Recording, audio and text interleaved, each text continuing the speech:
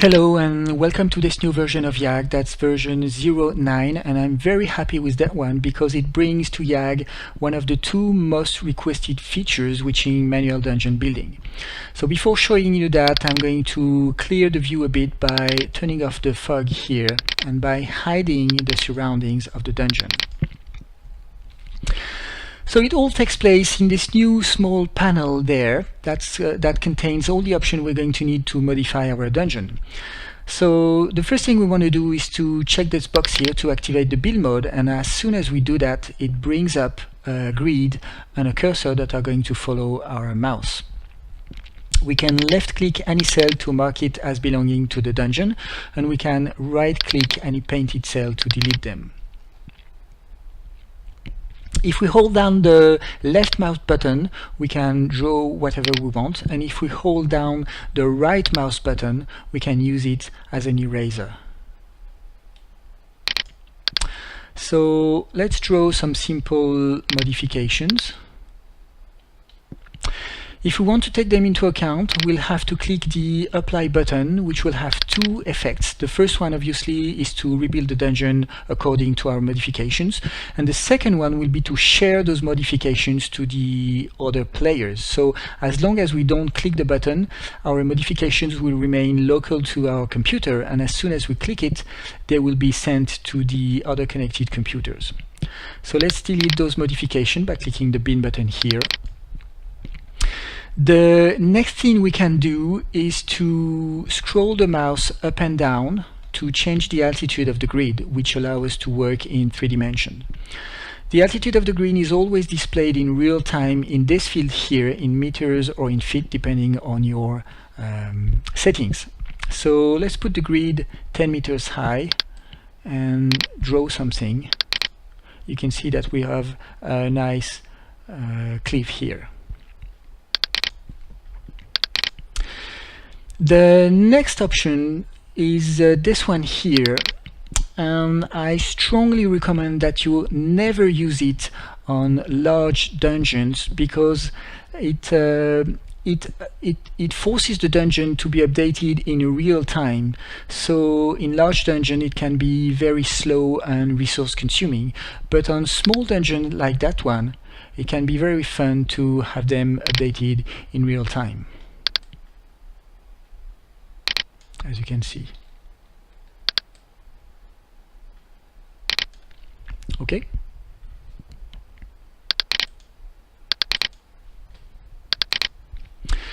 So to show you the next options, which are those two ones, I'm going to change the theme of the dungeon here.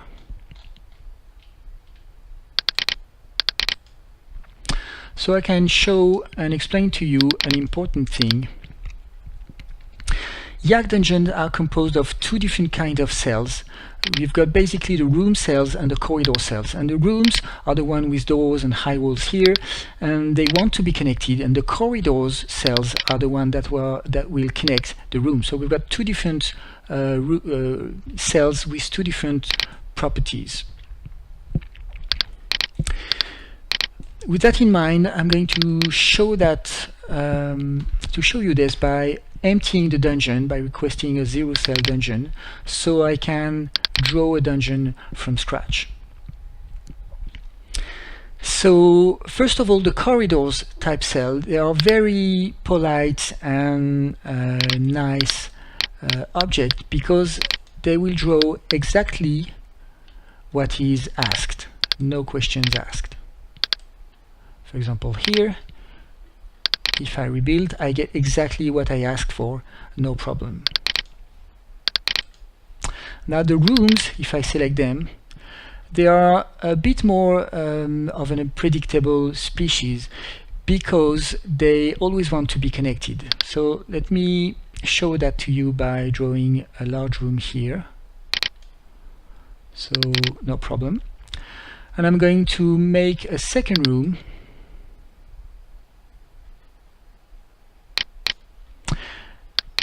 And you can see that both rooms are automatically connected according to the procedural rules of generation here.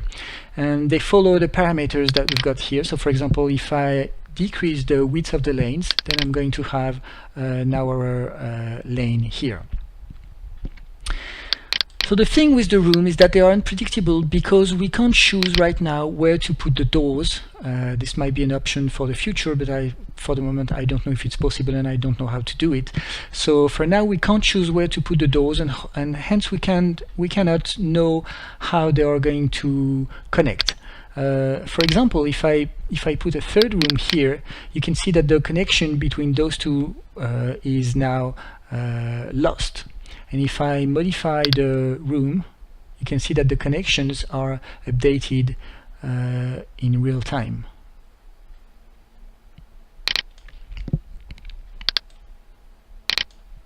And they change drastically.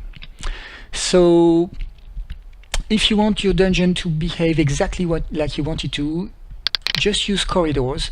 And if you accept a bit more randomness in your design, then you can use room like so. Alright, for the last option here, let's imagine that we want to build a very high wall around this room there. The problem, if we set the grid to, let's say, 30 meters high, like so, you can see that with the perspective it becomes very difficult to identify the cells that are adjacent to our room here. So to work around this problem, I have this last options that I'm going to explain, and that is basically orthographic view, which means that we are forced to look down and we have no perspective anymore. That's the purpose of the orthographic projection. So with no perspective we have no distance, and when we go up and down, actually we are not moving up and down really. What we are doing instead is modifying the size of our field of view, and that is why the UI is changing its size, as you can see.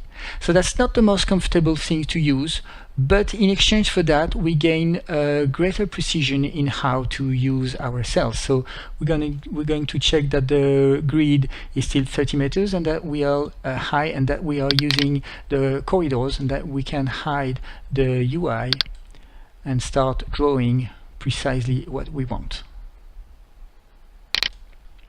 Okay, when it's done, we just quit this mode. We can even disable the build mode, and you can see that we've made exactly what we wanted to.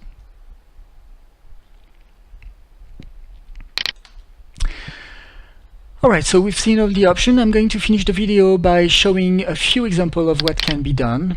The first one is a small dungeon, you can see here, that I have made after a map that I found on the internet. So you can see that this is an exact replica of this small map. This is very simple to do. I used only corridors, of course, because I want the dungeon to be exactly as I want it to be.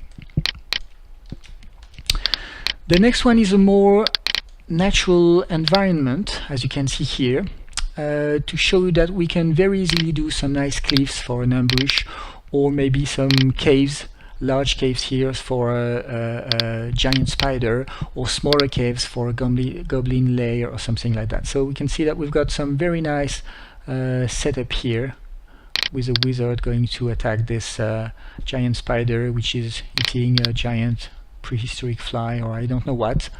But you can see that we can make very natural and beautiful environments.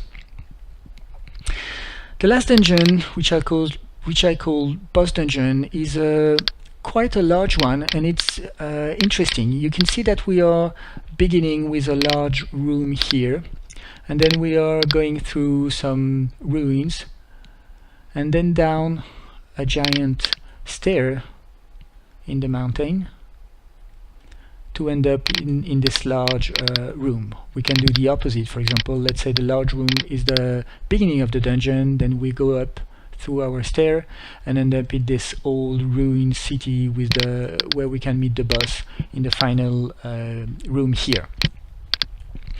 This dungeon is very interesting because it's been made with it's a mix of procedurally generated dungeon and handcrafted one. So I'm going to hide the surroundings to show you that. And all the dungeon here is basically a random dungeon, as you can see. And this room here has been made manually, exactly like the one I just showed you. And the stair and the large room has been made manually. It took me about 10-15 minutes maybe. You can see exactly what I have done by hiding the dungeon itself and going into build mode, and you can see how Yaaay is seeing the modifications right here. Okay, so this is what I have made manually. Alright, so let's put it back. Get rid of the modification tool here. And we have our complete finished dungeon.